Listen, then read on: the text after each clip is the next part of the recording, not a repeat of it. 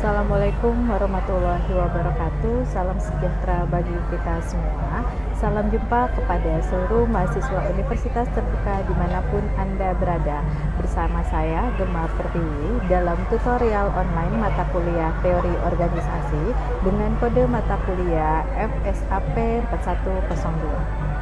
Pada inisiasi kedua ini, kita akan membahas modul 2 mengenai sejarah teori organisasi.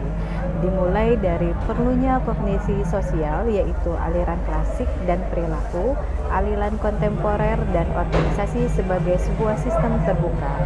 Setelah mempelajari modul 2 ini, mahasiswa diharapkan mampu untuk menjelaskan sejarah teori organisasi. Untuk lebih lanjut, Anda dapat mengakses materi pada buku materi pokok mata kuliah FSAP 4102 yaitu Teori Organisasi, serta pada ruang baca virtual atau bahan ajar digital lainnya yang telah disediakan. Saya sangat berharap Anda dapat membaca inisiasi dengan baik, berdiskusi dengan aktif, dan juga mengerjakan tugas dengan tepat waktu. Karena seluruh hal tersebut akan mempengaruhi nilai Anda pada mata kuliah teori organisasi. Saya juga sangat berharap Anda dapat mengikuti setiap sesinya dengan baik dan sungguh-sungguh.